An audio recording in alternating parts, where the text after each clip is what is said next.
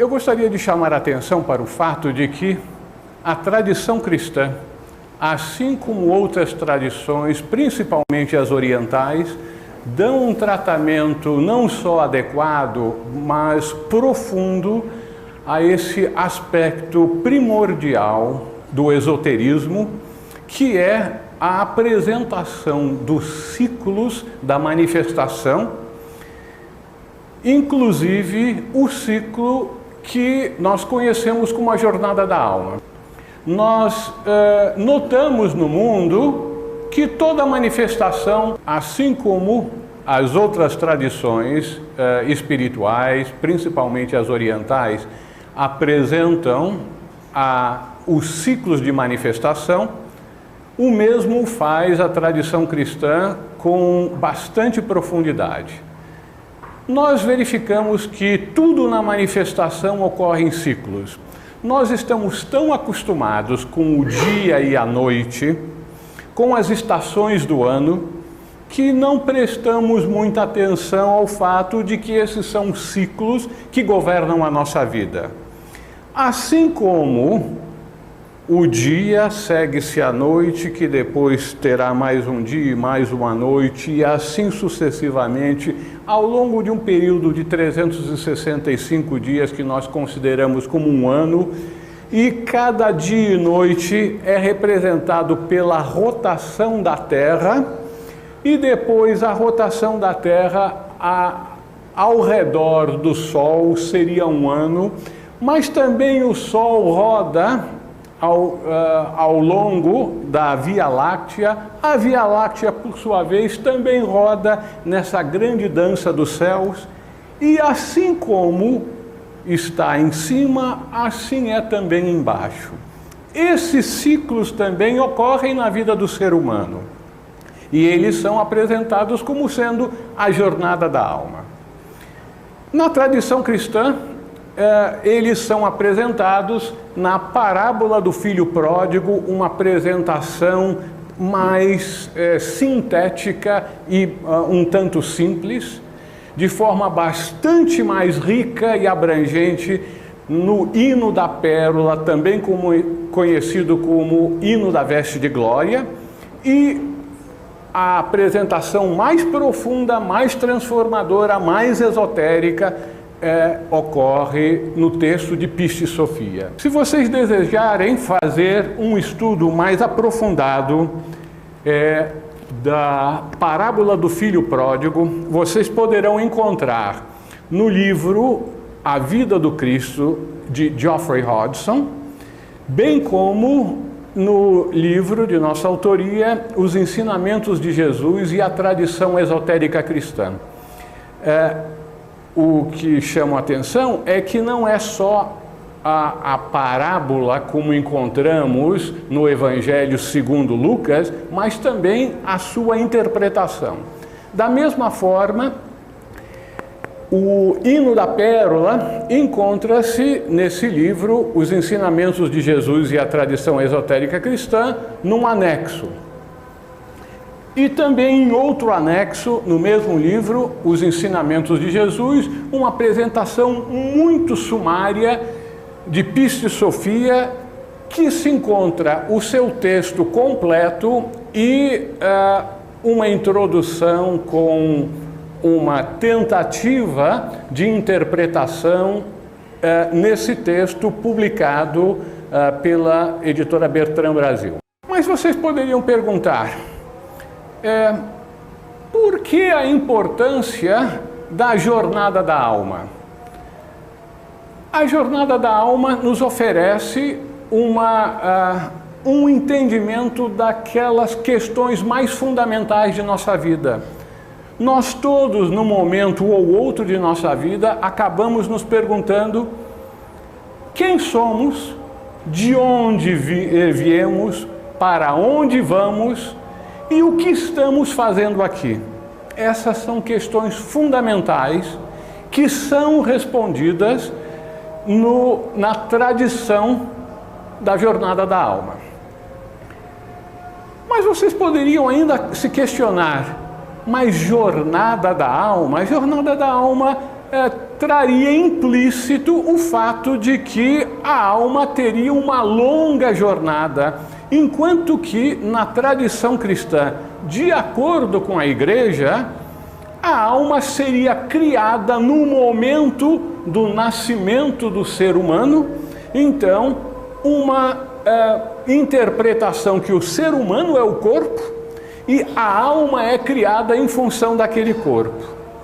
Ocorre que esta visão da alma, e portanto, nesse caso para a Igreja, a jornada da alma é do nascimento à morte, com um futuro no outro lado do mundo, ou de eterna danação no inferno, ou no céu, ou um período intermediário que chamam de purgatório. No entanto, nós devemos ter em mente de que a verdadeira tradição cristã é a tradição cristã original.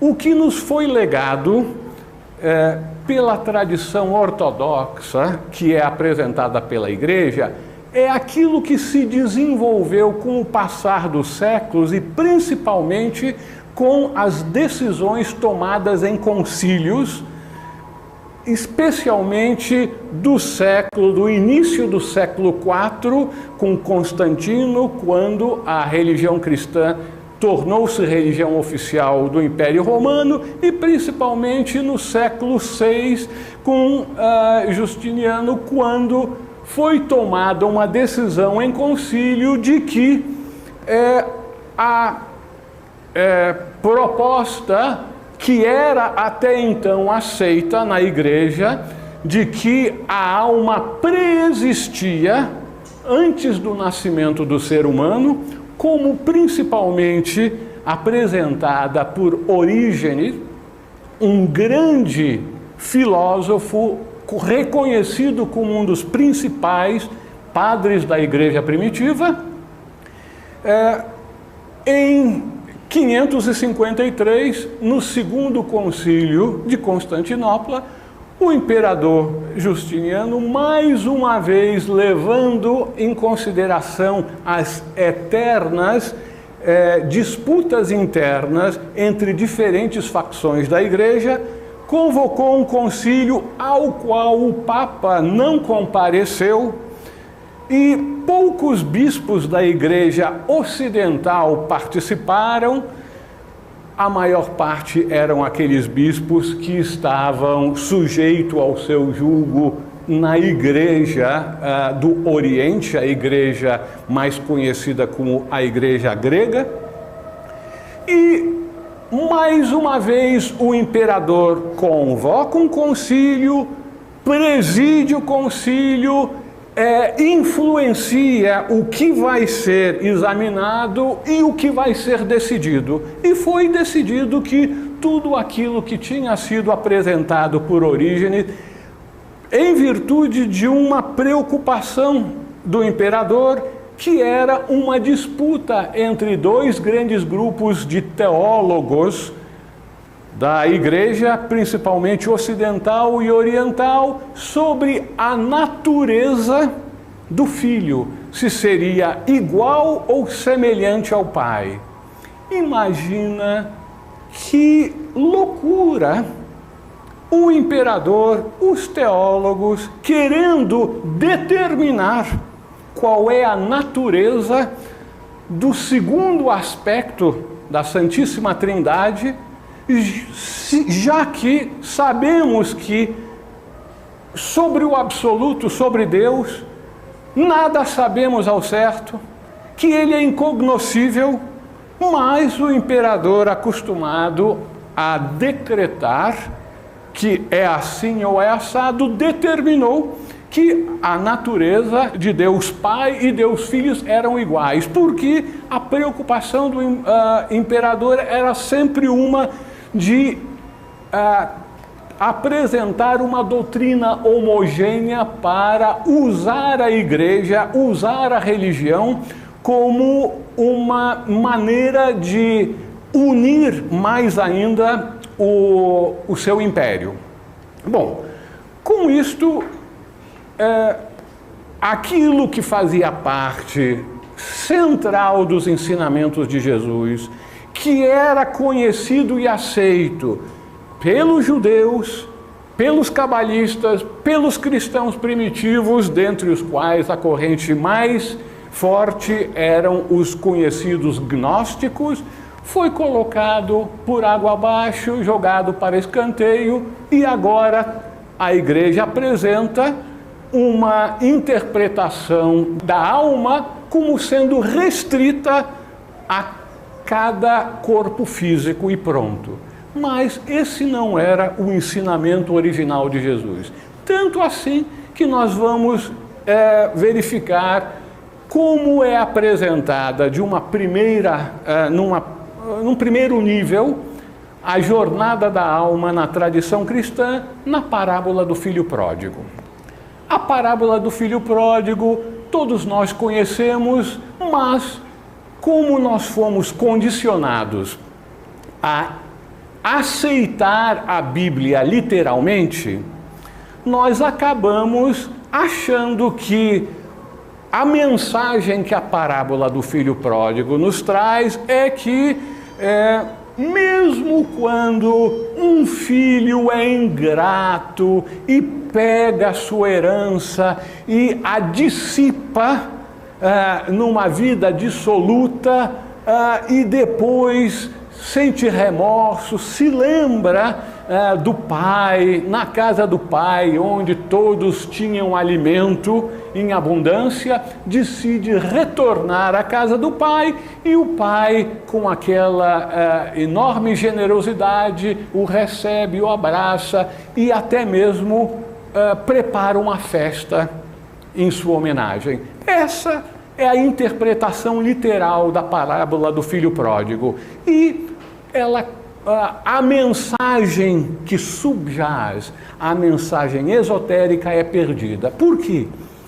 Quando nós começamos a interpretar os textos sagrados, sejam eles da Bíblia, sejam eles de outras tradições, como sendo textos alegóricos que utilizam uma linguagem simbólica para transmitir ensinamentos profundos, verificamos então que tudo numa determinada passagem, num determinado texto, tem um significado simbólico. E não vamos imaginar que isso é uma invenção dos esoteristas. Aqueles que conseguem ler a Bíblia nos originais, por exemplo, o Antigo Testamento, no original em hebraico, vai verificar que no primeiro versículo do primeiro capítulo de Gênesis e no segundo versículo do segundo capítulo de Gênesis tem uma palavrinha em hebraico que não é traduzida quando o Antigo Testamento é vertido para outras línguas. E essa palavrinha é só. Transliterando o hebraico seria THO.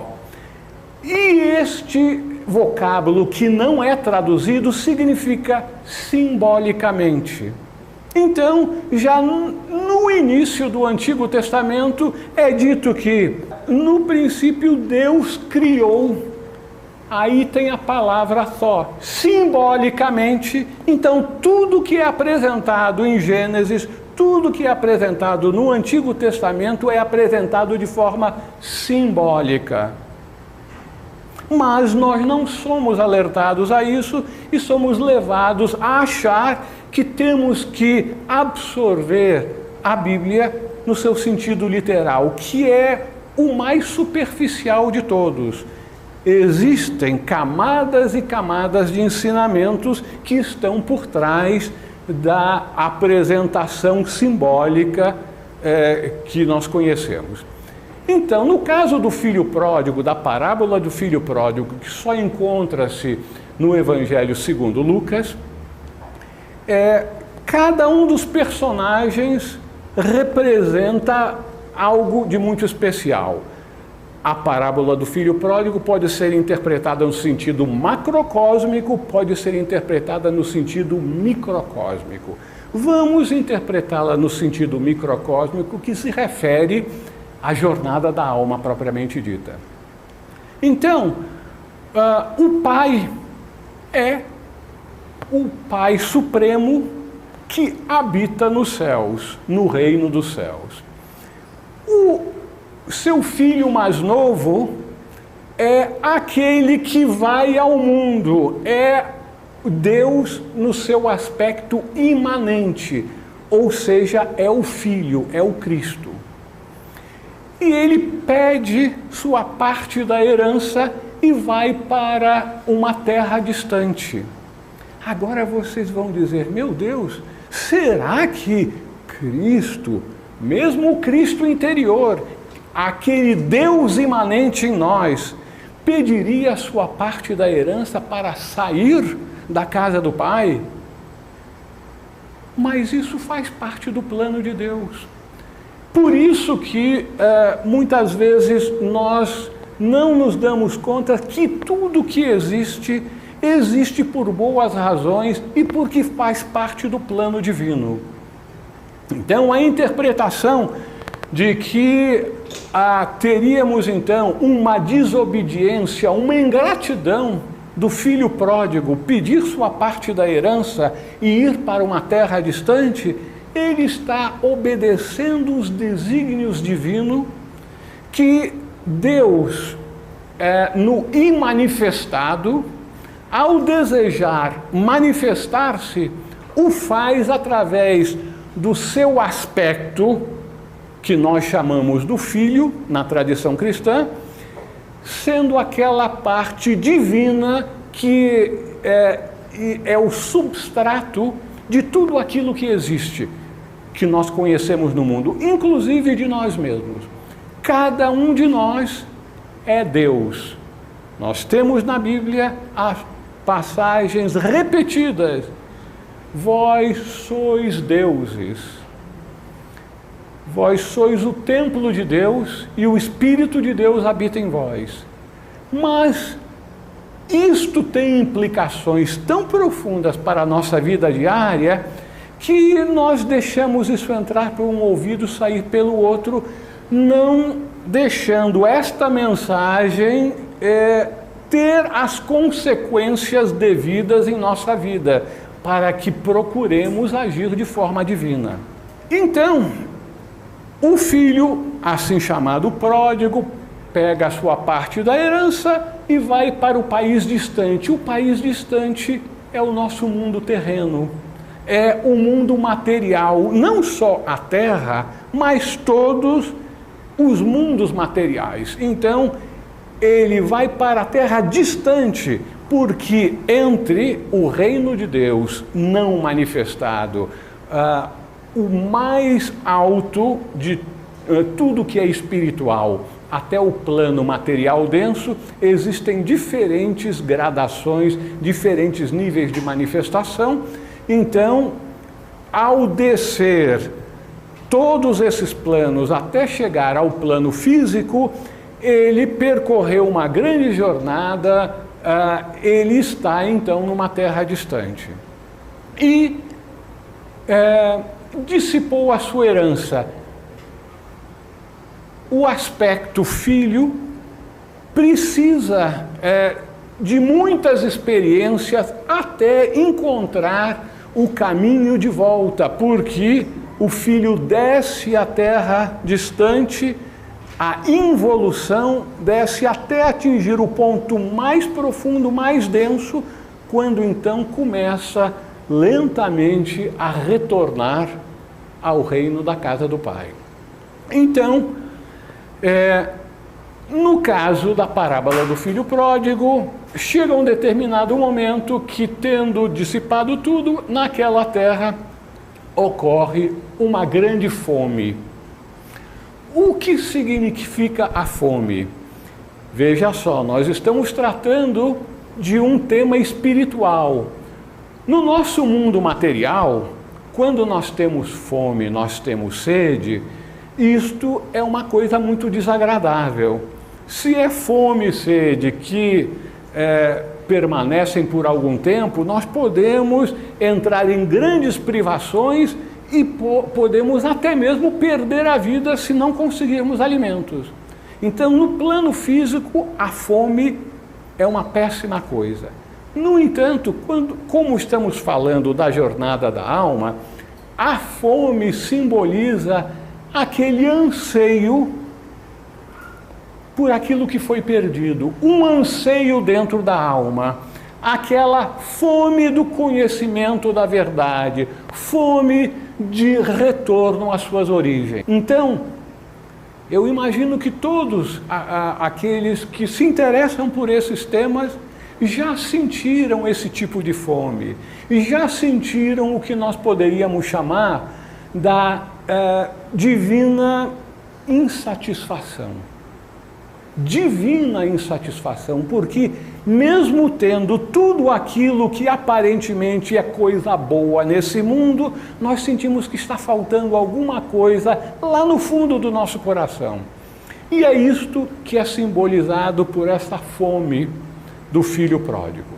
E como nós, quando temos insatisfação, nós procuramos satisfazer aqueles desejos de uma forma inicialmente contraproducente. Na parábola do filho pródigo, ele vai trabalhar para um homem da região. Esse homem da região simboliza a personalidade que o manda para o campo cuidar dos porcos. Cuidar dos porcos é um símbolo de tratar daquilo que é mais grosseiro, daquilo que é mais vil, mais materialista e sensualista em nossa vida. Então ele vai tratar dos porcos e alimentar os porcos. Muitas versões bíblicas falam com bolotas, mas na verdade é com os restos, com as cascas. Então, vai alimentar os porcos com as cascas, e ele gostaria também de se alimentar com essas cascas, mas ninguém dava para ele essa satisfação, porque cada vez que nós vamos alimentar os porcos em nós mesmos, ou sejam as nossas paixões, os nossos desejos, nós não temos uma satisfação permanente e aquela fome interior permanece. Então, ele finalmente tem aquele sentimento interior de que a lembrança, na casa do pai, os servos todos têm alimento em abundância. Eu vou retornar para a casa do pai e dizer para ele: pai, eu não sou digno, receba-me como um dos seus servos. E aí começa a jornada de volta para a casa do pai. Essa jornada realmente é o ponto mais interessante para nós, buscadores da verdade, mas na parábola do filho pródigo, ela só é descrita como volta para a casa do pai, inicia a jornada. Os segredos, como realizar essa jornada, não nos é dito. Mas nos outros textos da tradição cristã, nós temos informações a esse respeito. Então, ele vai em direção à casa do pai, e o pai, mesmo quando ele estava bem longe, percebe que o filho estava vindo.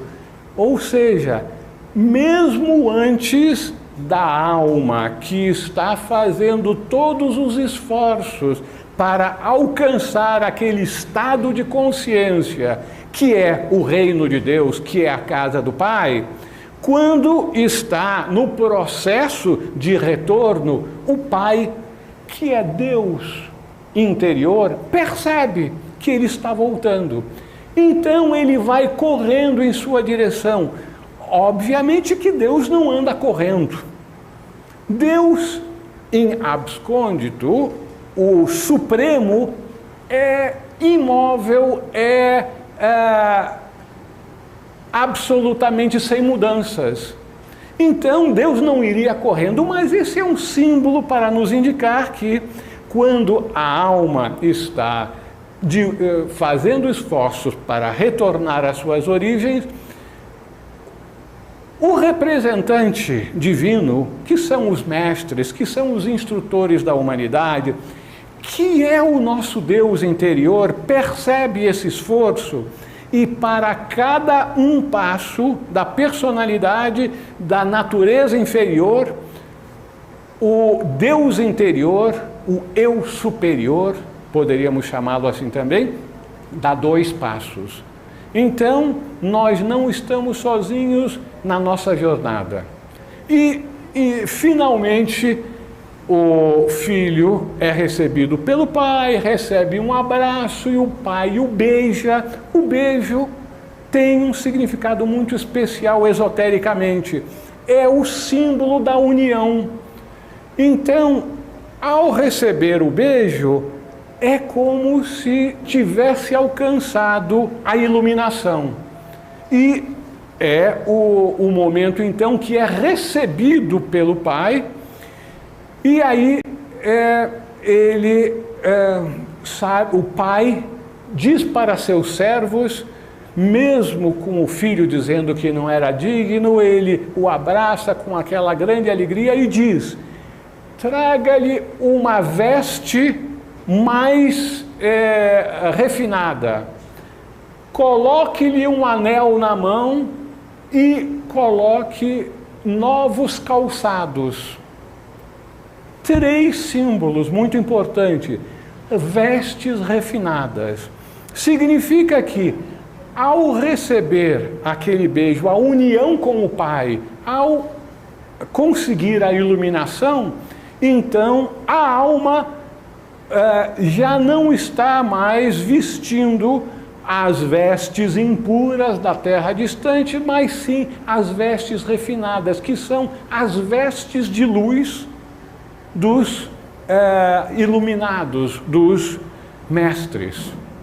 Então, essa vestimenta refinada, a vestimenta de luz, é o símbolo da realização última.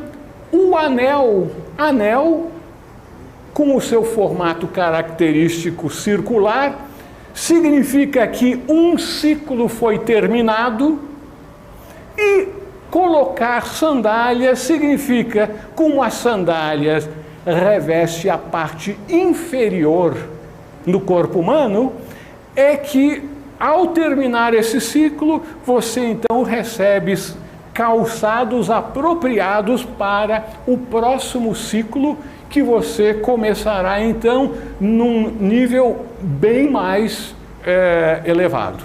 Então nós verificamos que a parábola do filho pródigo tem todos os ensinamentos de forma resumida sobre a jornada da alma.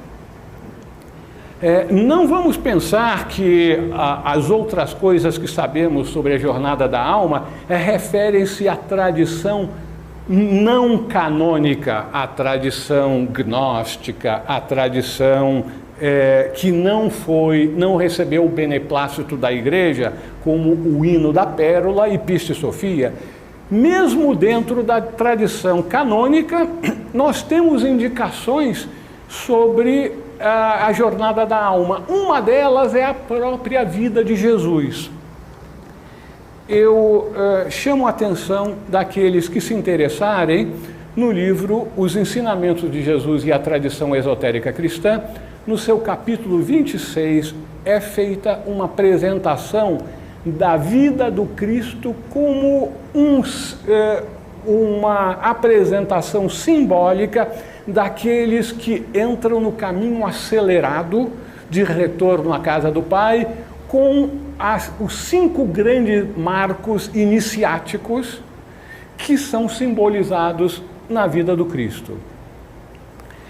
Mas não são só nessas apresentações mais amplas, nós temos toda uma série de indicações na tradição canônica sobre a jornada da alma. Uma delas, talvez a mais sintética de todas, é aquele ensinamento de Jesus: sede perfeitos como o Pai que está no céu é perfeito.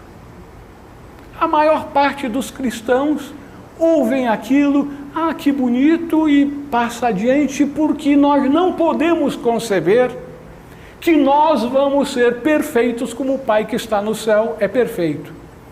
Mas essa é a nossa sina, esse é o nosso objetivo, e isto está escrito como sendo a nossa realização última,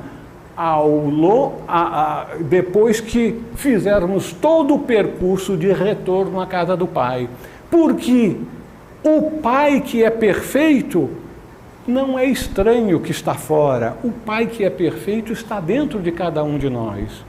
Então, para sermos perfeitos como o Pai que está no céu, como Deus interior é perfeito, nós simplesmente temos que nos abrir, nos desapegar e nos dissociarmos mentalmente da nossa natureza exterior.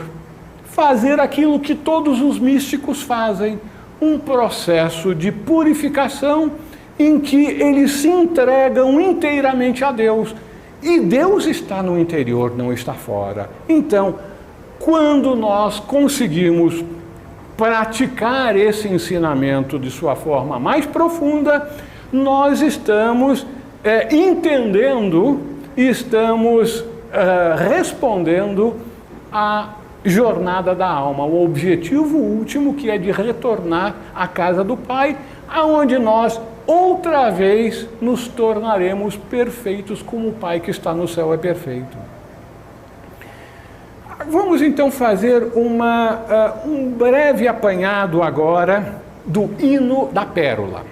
Esse hino, atribuído a Bardesanes, um gnóstico do segundo século da nossa era, é um hino maravilhoso. Eu recomendo a todos aqueles interessados no entendimento mais profundo da jornada da alma que o lessem com atenção, porque é a história de nossa alma, é a história de nossa vida.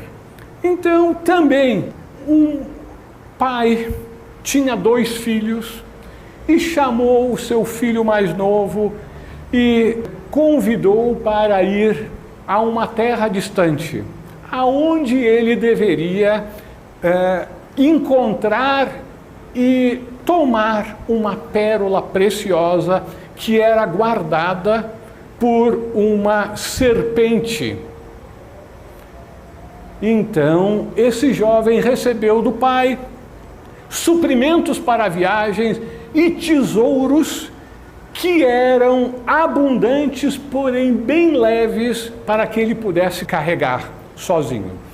E então ele começa a viagem, atravessa vários lugares, sendo que talvez o mais importante que devemos mencionar é a terra de Maishan, na costa, onde os mercadores faziam trocas de mercadorias.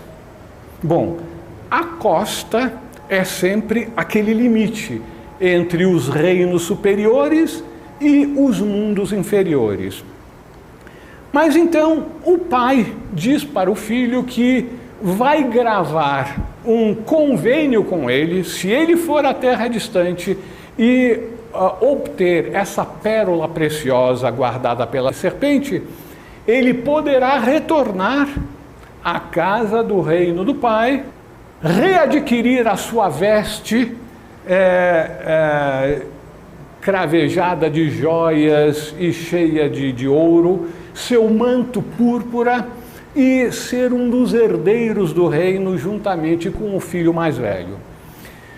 E grave então aquele contrato, de forma que ele jamais pudesse esquecer em seu coração. E esse jovem nobre então vai para essa terra distante e aí ele encontra inicialmente um outro jovem nobre que o orienta para o que fazer nessa terra distante que aí é apresentada como sendo o Egito, o símbolo da materialidade.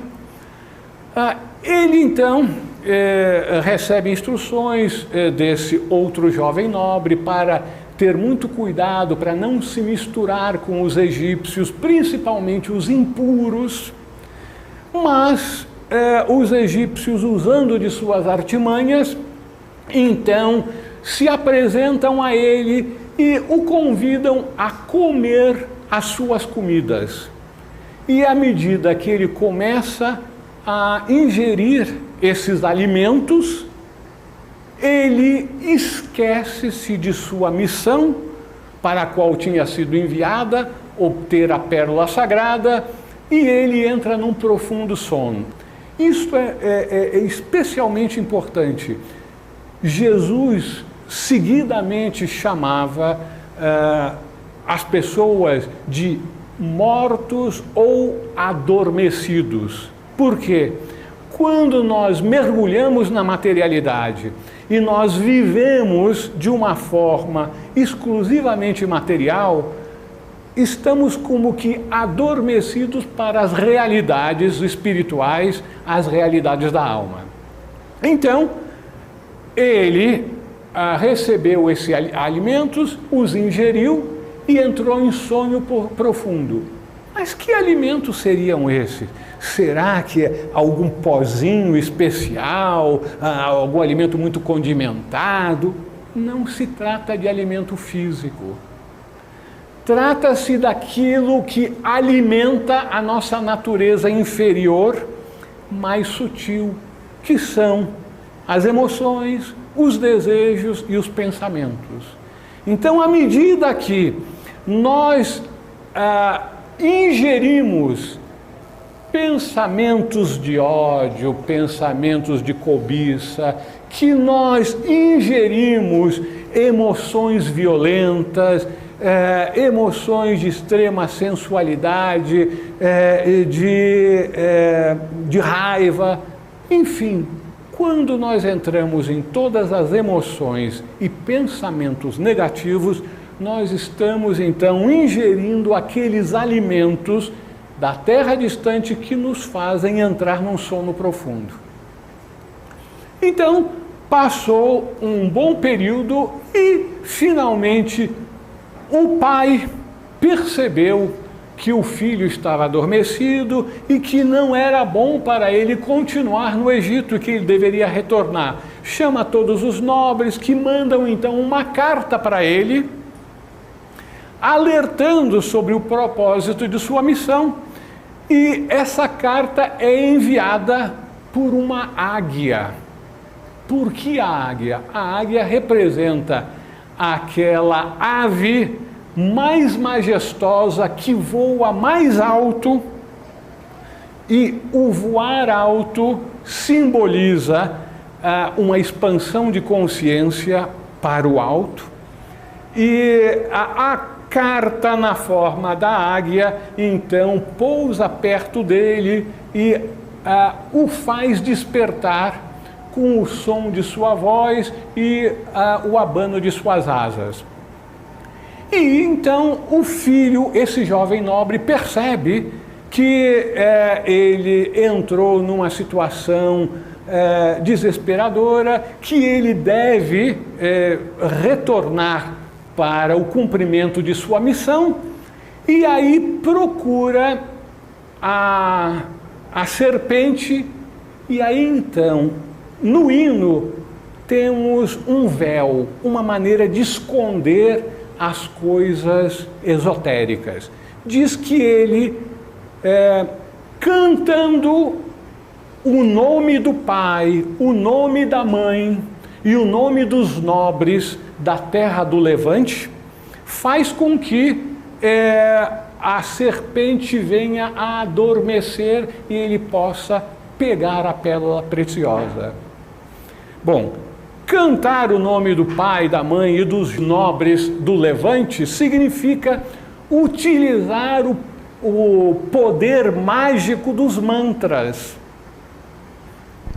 Os cabalistas usam os nomes divinos dos 10 sefirotes como uma maneira de elevar a consciência e chegar pelo canal central até aquele nível de Daath, a Sefira oculta, que representa o conhecimento, que representa a gnosis.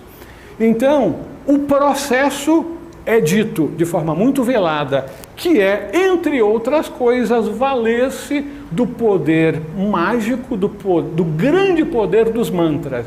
Mas, na verdade, com isso ele não faz a serpente adormecer, ao contrário, faz a serpente despertar. Porque a serpente que guarda a pérola preciosa é a serpente da Kundalini. Então, essa serpente, ao ser despertada, e ela está por idades e idades adormecida no chakra base do ser humano, ao ser despertada e se elevar até o centro da cabeça, ocorre então a iluminação. Bom, então obtém a pérola preciosa da gnosis e ele retorna então para o caminho da casa do Pai.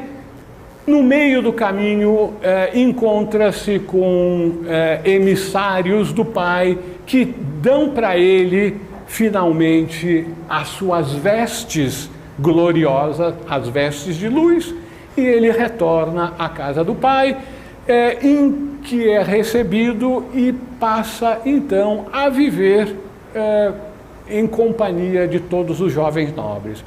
Vemos outro exemplo da jornada da alma, de uma forma agora bem mais ampla. Mas nós temos ainda uma outra apresentação, a mais profunda que conhecemos na tradição esotérica, que é a tradição de Piste Sophia.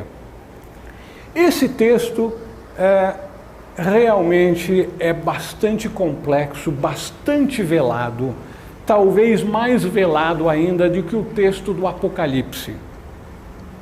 E como é uma linguagem bastante diferente daquela que nós estamos acostumados na tradição cristã, nos é mais difícil de percebermos as profundas lições que aí estão contidas.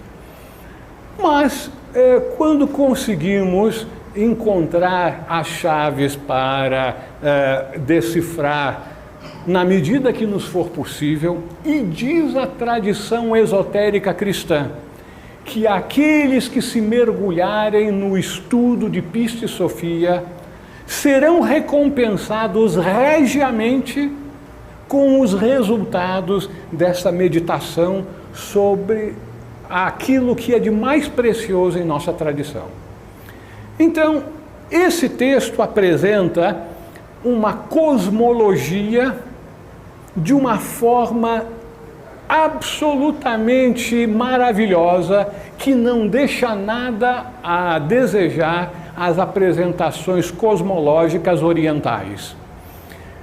Um nível em que o imanifestado, em que o incognoscível não está manifestado, e depois, na manifestação, diferentes níveis, um grande plano dos mistérios do inefável, o plano do pleroma ou do mundo de luz, o plano intermediário, o plano ílico ou material e, finalmente, o plano mais denso, que é às vezes referido também como caos. O texto propriamente dito de Piste Sophia tem quase 300 páginas, então não nos é possível fazer uma apresentação do texto.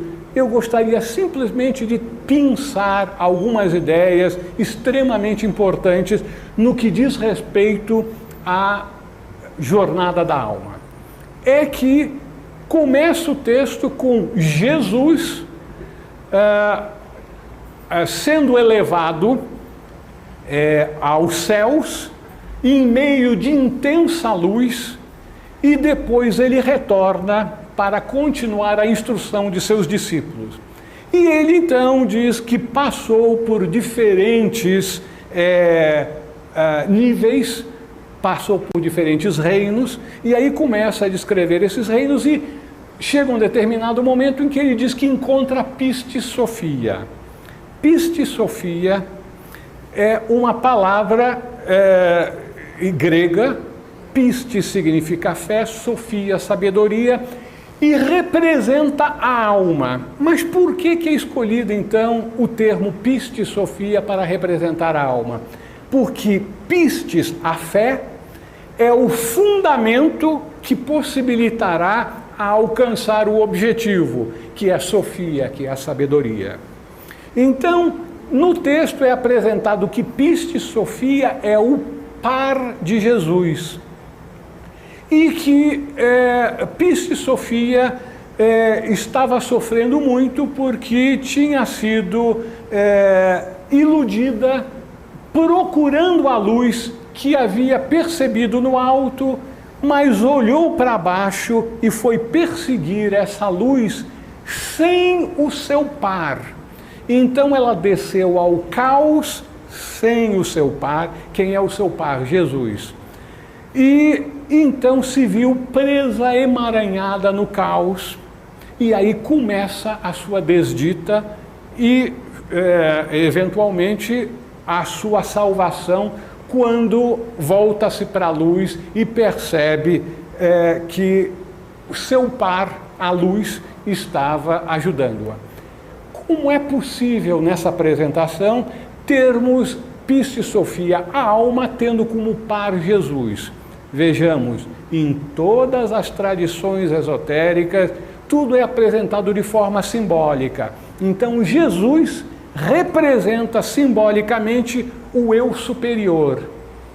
Então, o par da alma, que é a unidade de consciência encarnada, obviamente o par da alma é a natureza superior, que é representada como sendo Jesus.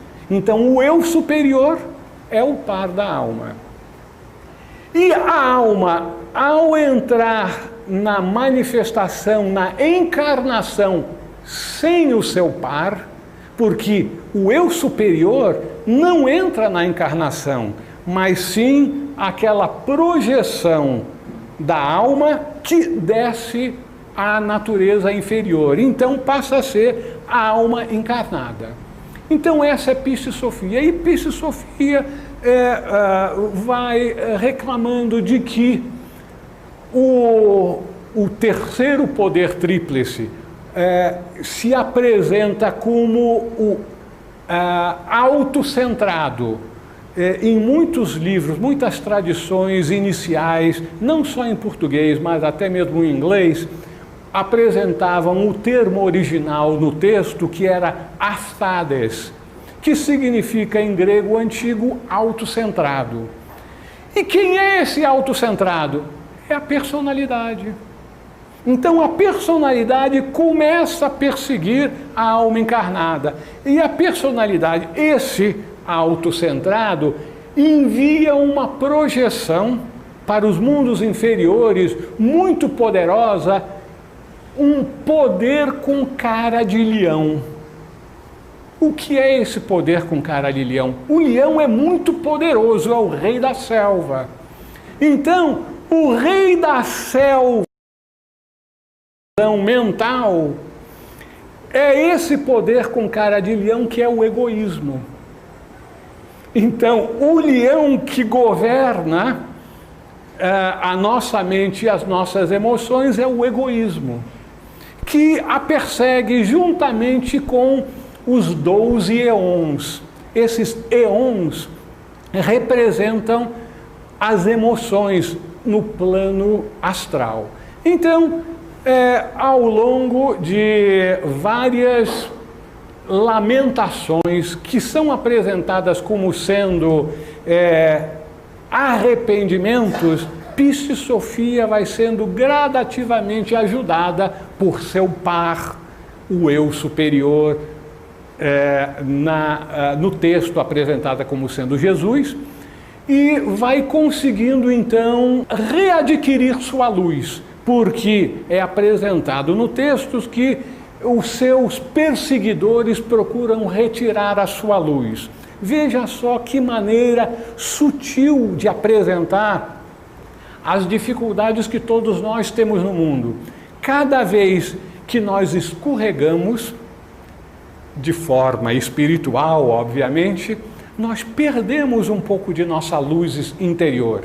Então, Piscis Sophia reclama que os eons, que o poder com cara de leão, procuravam retirar a sua luz. Mas ela demonstra fé e constantemente repete que tem fé na luz, fé na sua natureza última, fé no seu eu superior. E isto, nós temos que estar sempre muito cientes de que a fé é o fundamento da vida espiritual. Não é a fé como nos é apresentada por todas as igrejas do mundo, que é crença.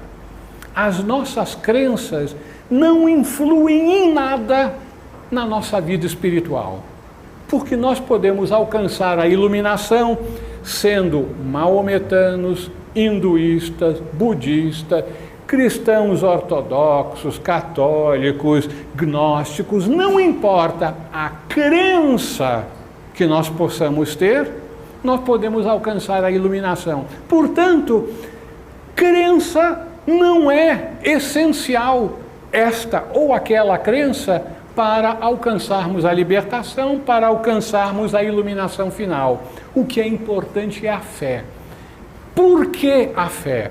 Porque a fé é um sentimento profundo que se origina do mais profundo do nosso ser, que é, em última análise, o nosso eu superior, que é o Deus escondido em nós.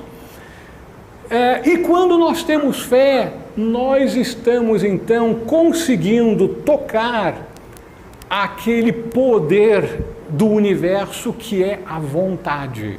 Porque a fé representa uma confiança em algo que nós não conseguimos entender, e o entendimento é mental, mas que a nossa natureza espiritual nos diz que é nessa direção, que é isto que deve ser feito, que é isso que nós devemos perseguir.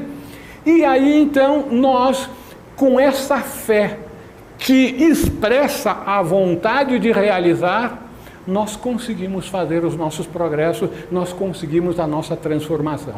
E o importante, no caso de Piscis Sophia, cada uma das suas lamentações é descrita como sendo arrependimento. E arrependimento é uma tradução errônea que ocorre em toda a tradição cristã da palavra grega metanoia.